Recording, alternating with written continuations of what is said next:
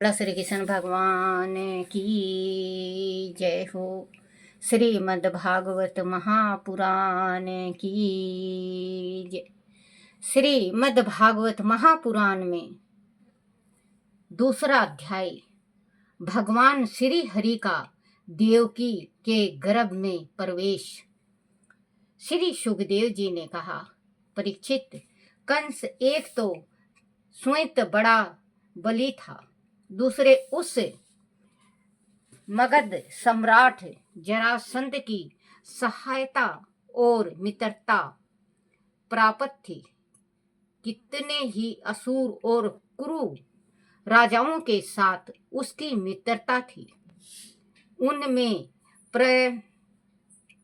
प्रलयवंशूर, प्रबलासुर, वाकासुर, चारुण, मुष्टिक, तीर्णावर्त, आघासुर, अरिष्टासुर,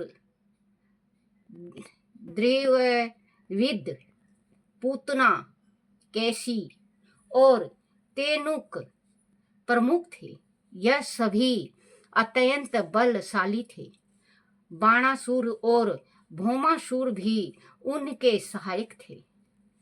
उन्हें साथ लेकर वह यदुवंशियों पर बड़ा अत्याचार किया करता था, जिसके कारण वह वहां से भागकर इधर उधर दूसरे प्रदेशों में जा बसे थे। राजन, कंस ने एक एक करके देवकी के 6 बालकों को मार डाला। 7वें गर्भ के रूप में शेष जी भगवान के अंश रूप में आ गए। एक ओर देवकी को हर्ष हुआ तो दूसरी ओर कंस द्वारा उसके मारे जाने का भय भी सताने लगा। तब विश्व आत्मा भगवान ने अपनी योग माया से कहा, देवी कल्याणी, तुम्हारे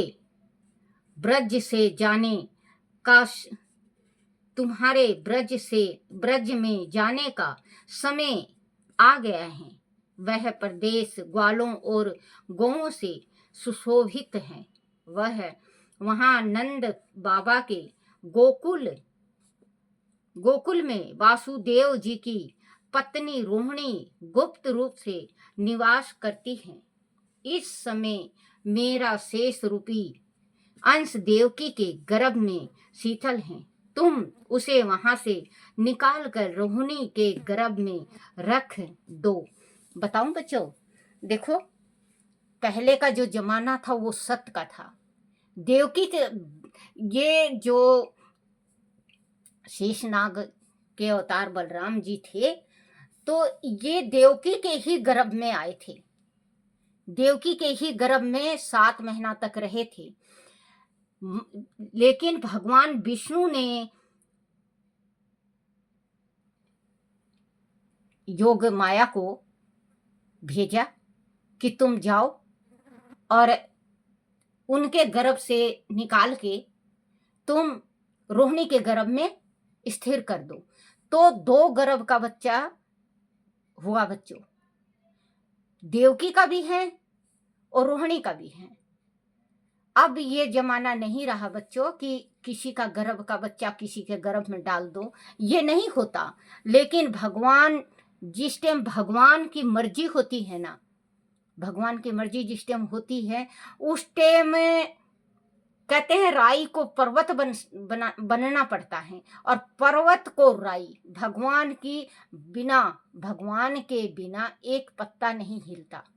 आपको भी पता होगा, हम रोते हैं अपने दुख को, हम अपने दुख को रोते हैं, बहुत रोते हैं।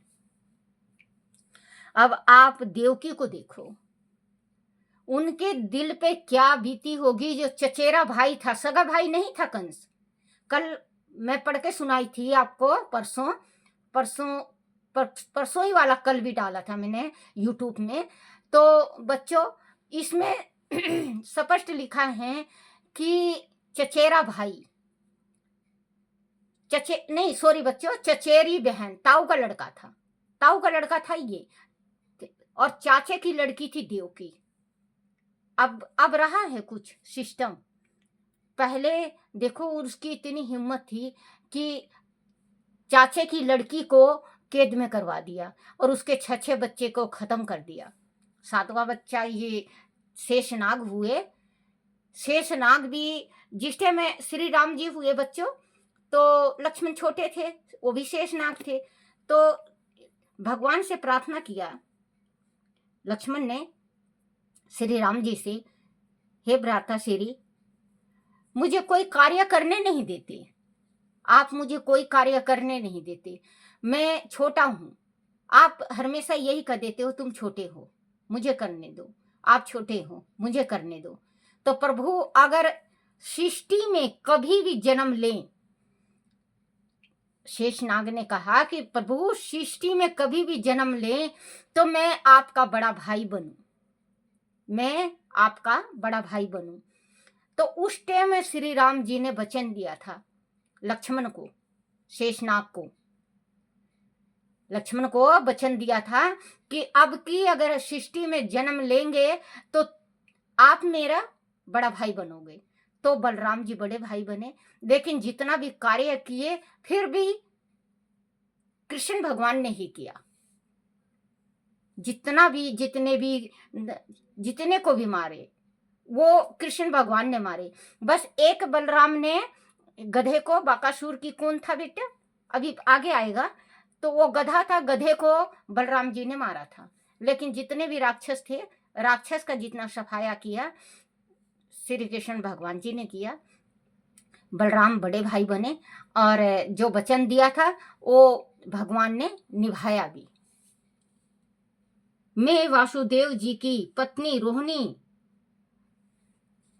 आ गया है, वह प्रदेश ग्वालों और गौओं से सुशोभित है। वह नंद बाबा के गोकुल में वासुदेव जी की पत्नी रोहिणी गुप्त रूप से निवास करती है।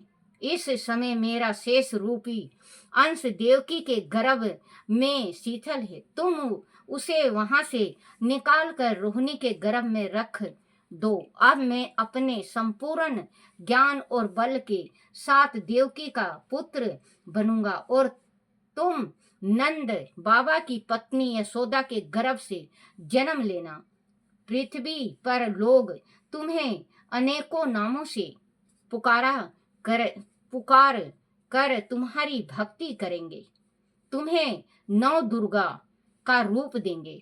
9 दुर्गा का रूप जो 7वां पुत्री थी, इसकी 7वीं पुत्री इसके यशोदा के गर्भ से हुई थी, जिस टाइम 8वां, हाँ 7वां, हाँ 8वीं, सॉरी बच्चों, 8वीं जिस टाइम कृष्ण भगवान जन्म ले लिए थे और नंद बाबा जाके वहां रखे थे। और नहीं, नंद बाबा नहीं, ये अभी भूल गए बेटा, ये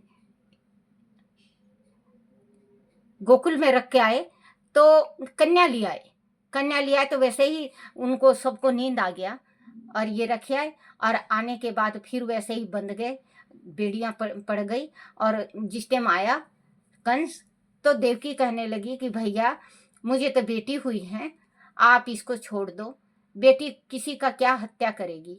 बोले नहीं, लड़की भी मार सकती है मुझे। तो 8वीं थी ना, तो जैसे ही वो उसमें शिला में पटकने को हुए वैसे ही आकाश में उड़ गई, जो बिजली बनी है आज, जो दुर्गा 9 दुर्गा के नाम से भी पुकारी जाती हैं। तो उड़ गई और कहने लगी, बोले ए मूर्ख, तू मुझे क्या मारेगा, तुझे मारने वाला जन्म ले चुका है। गर्भ से जन्म लेना, पृथ्वी पर लोग तुम्हें अनेकों नामों से पुकारा करेंगे, तुम्हारी भक्ति करेंगे, तुम्हें 9 दुर्गा का रूप देंगे। भगवान का आदेश स्वीकार करके योग माया ने वैसा ही किया जैसा उन्होंने कहा था। योग माया ने जब देवकी का गर्भ ले जाकर रोहिणी के गर्भ में रख दिया, तो बच्चों पहले का सत्य मैं अभी फिर कह चुकी कि पहले सत्य था। अगर अब किसी के गर्भ में कोई रख दे और पति ना हो और पति जेल गया हो और उसको गर्भ रह जाए तो दुनिया कलंकी कहेगा। लेकिन भगवान का ये अंश थे शेषनाग, तो उनको उनके ऊपर भी लगा इल्जाम, तो उनके ऊपर भी लगा, लेकिन भगवान को पता था कि ये अंश इसका शेषनाग का है और देवकी का गर्भ से आया है। भगवान का आदेश स्वीकार करके योग माया ने वैसा ही किया जैसे उन्होंने कहा था। योग माया ने जब देवकी का गर्भ ले जाकर रोहिणी के गर्भ में रख दिया तो सभी ने बड़े दुख के साथ यही कहा कि देवकी का गर्भ पूरा होने से पहले ही गिर गया। उसके कुछ समय बाद भगवान अपनी संपूर्ण कलाओं के साथ वासुदेव जी के मन में जा बसे और गोकुल में योग माया नंद बाबा के मन में जा बसी। योग माया नंद बाबा के मन में जा बसी। भगवान के उस ज्योतिमय अंश को देवकी ने अपने गर्भ में ग्रहण किया और यशोदा ने योग माया के अंश को देवकी के गर्भ में ग्रहण करते ही कारागार में एक विचित्र प्रकाश की आभा प्रस्फुटित होने लगी। देवकी के मन का डर भी स्वयं ही समाप्त हो गया और उसका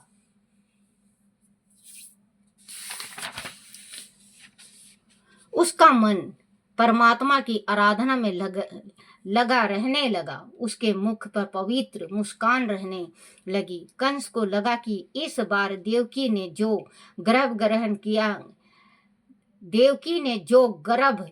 ग्रहण किया है उसमें निश्चित रूप से उसके शत्रु विष्णु का अंश है। उसने विचार किया कि गर्भवती बहन की हत्या करना कदापि उचित नहीं होगा।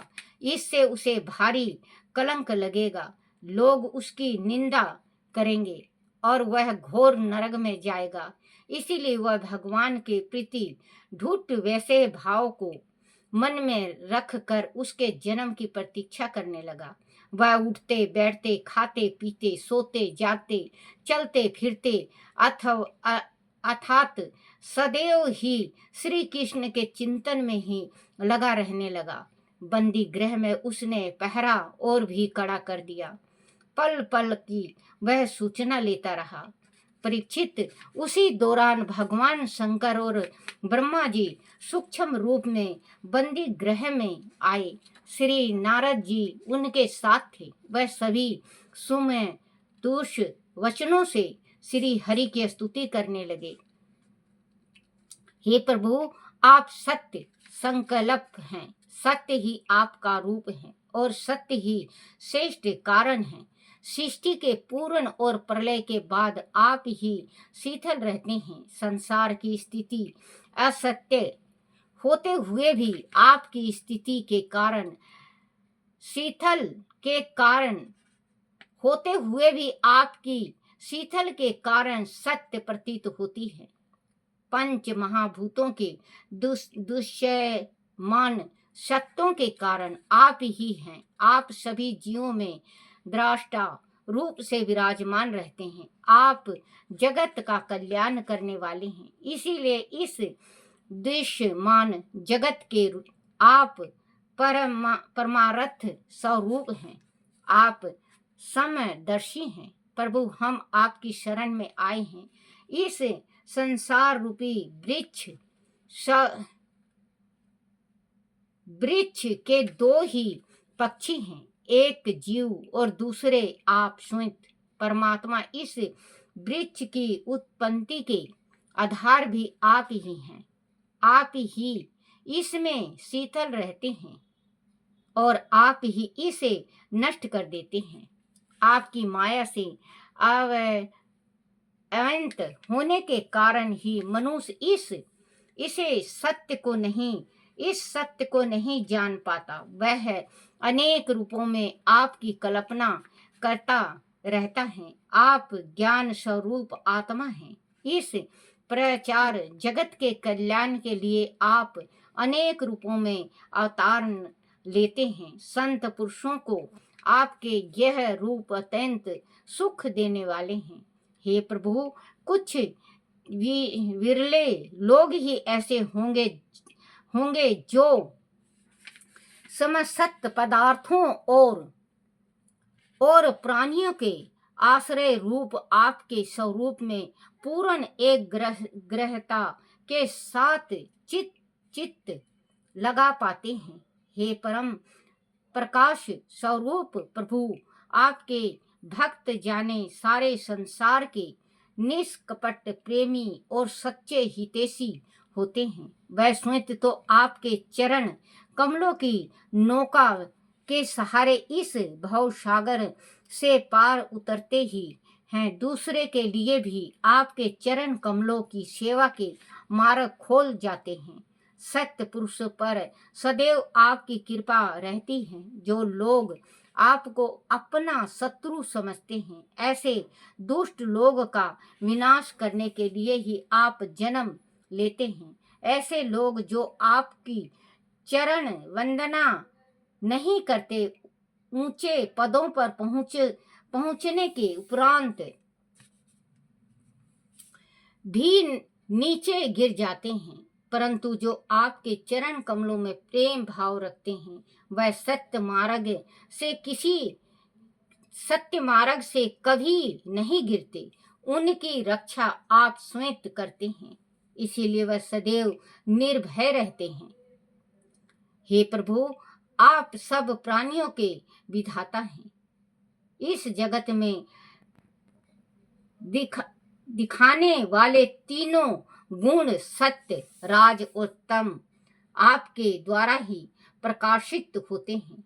आपके सत्य स्वरूप का साक्षात्कार वही कर पाता है जिसके हृदय में विशुद्ध सत्य विद्यमान रहता है, जिस पर आपकी कृपा होती है। आपके भक्तगण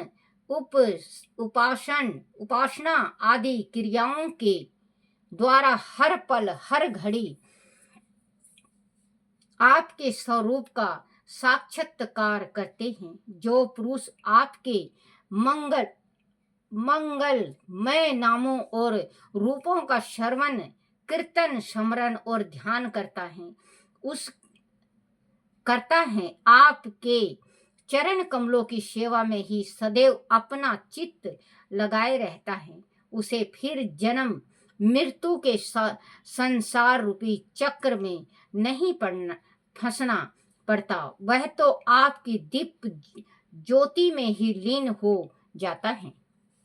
हे सर्वेश्वर, आप सभी कष्टों को हरने वाले हैं। आपके अवतार लेने से ही इस धरती से दुष्टों का विनाश होगा और धरती का भार हल्का होगा। आपने अनेक बार अवतार लेकर पृथ्वी का भार हल्का किया है। इस बार भी आप पृथ्वी का भार हरण करेंगे। हे यदु नंदन, हम आपके चरणों की वंदना करते हैं। ऐसा कहकर देवकी को आशीष देकर वह सभी वहां से प्रस्थान कर गए। देवकी का मन अत्यधिक उत्साह से भर गया। बोलो श्री कृष्ण भगवान की जय हो। श्री कृष्ण गोविंद हरे मुरारी, हे नाथ नारायण वासुदेवाय, हे नाथ नारायण वासुदेवाय, हे नाथ नारायण वासुदेवाय। श्री कृष्ण गोविंद हरे मुरारी, हे नाथ नारायण वासुदेवाय, हे नाथ नारायण वासुदेवाय, हे नाथ नारायण वासुदेवाय। आरती श्री भागवत भगवान की है आरती। पापियों के पाप को है तारती। आरती श्री भागवत भगवान की है आरती। पापियों के पाप को है तारती। बोलो श्री कृष्ण भगवान की जय हो। अपने अपने माता पिता की जय हो। अपने अपने गुरुदेव महाराज की जय हो। श्रीमद् भागवत महापुराण की जय। छोटे से लड्डू गोपाल की जय हो। हे मेरे कान्हा, हे मेरे गिरधारी, हे मेरे लड्डू, मेरे से कोई भूल हो जाए, कोई गलती रह जाए, कोई टूटी रह जाए, मुझे क्षमा करना, क्षमा करना, क्षमा करना। बोलो श्री कृष्ण भगवान की जय हो।